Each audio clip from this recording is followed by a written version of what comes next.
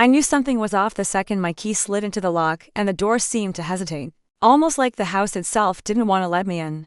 Homes are supposed to feel familiar, like they're breathing in rhythm with you, echoing your footsteps, holding your routines, wrapping around your life. But mine felt like it was holding its breath for someone else. Like a stranger had settled into the spaces I built.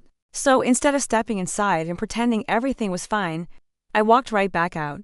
I locked the door, raised my voice just enough for any curious ears, and announced that I'd be out of town for a week visiting my sister. It was a lie shaped carefully, believable, and aimed at exactly one person. I didn't go anywhere, of course. I crossed the street, tucked myself into the shadows, and waited to watch whatever truth had been slithering through my walls finally crawl into the open. That's when Mrs. Hale, the old neighbor who always seemed to know things she shouldn't, appeared beside me. Her hand clamped down on my shoulder with fingers cold as ice, her eyes colder than that.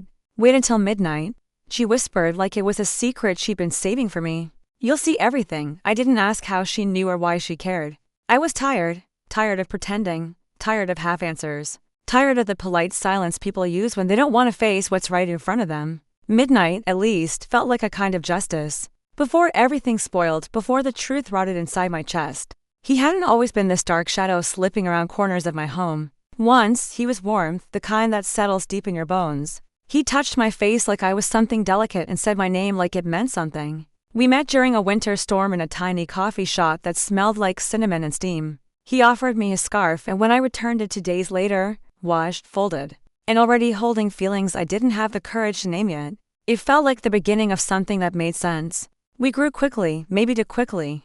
But trust came easy and hope came naturally. When he proposed, I didn't doubt him for a second. I tied myself to him with a full heart, never imagining he'd start pulling away piece by piece. The first crack didn't scream. It whispered.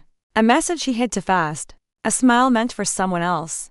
Business trips that didn't match his coworkers' calendars. A trail of perfume that didn't belong to me. I stayed quiet, watching, collecting every detail. People think silence means you don't understand, but silence is where you gather your evidence. And the night I found that single earring under our bed, a tiny gold teardrop that wasn't mine, I didn't break. I switched modes. Feelings off. Strategy on. I didn't confront him. That's what amateurs do. Instead, I studied him the way you study an enemy. His spending habits, the passwords he thought were secret, the late-night calls he took outside.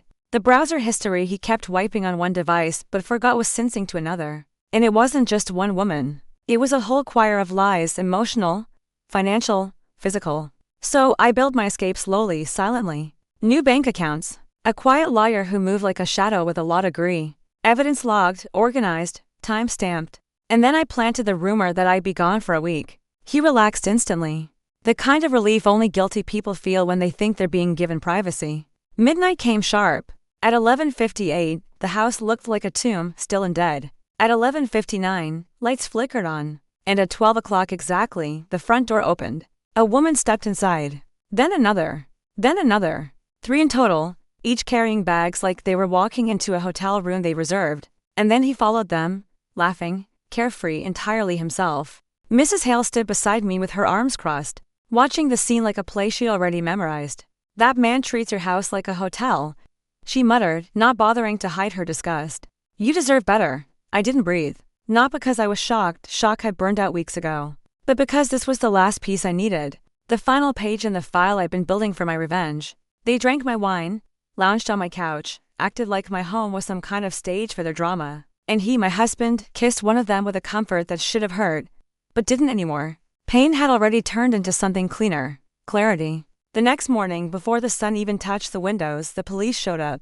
Not for fighting, not for noise, but for fraud. While he was busy betraying my heart, he'd also been forging my name on loans, credit lines, and documents he never thought I'd check. But I had checked. I had collected every signature, every timestamp, every lie. I handed everything over to the officers with hands that didn't shake. They arrested him right in front of the same women he'd entertained in my living room. His shock was almost laughable. You did this? He whispered as they cuffed him, like he couldn't imagine consequences applying to him. I didn't smile. Revenge doesn't need a performance. I just stopped covering for you, I told him. That sentence alone crushed the world he thought he controlled. By noon the house was legally and permanently mine. His accounts were frozen, his affairs exposed. And every part of his carefully stacked life was now just a pile of charges. And a long list of people ready to testify. When I walked back into my home, it felt different. It breathed with me again, steady and familiar. Like it had been waiting for me to return. From her porch, Mrs. Hale gave me a tiny nod before slipping back inside her own house. A quiet witness to everything. I stood in the middle of my living room, the same space strangers had touched only hours earlier. And what washed over me wasn't anger, or grief, or even pride. It was peace. Deep, soft, earned peace. Because revenge isn't really about the moment they fall. It's about the moment you rise without needing them anymore. That night, as the house settled around me like a loyal animal finally returning home, I whispered the truth I'd fought so hard to claim. I saw everything, and I didn't lose anything that mattered.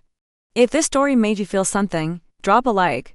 Comment I choose myself if you believe in self-worth over validation. Hit subscribe for more stories that remind you how powerful you really are.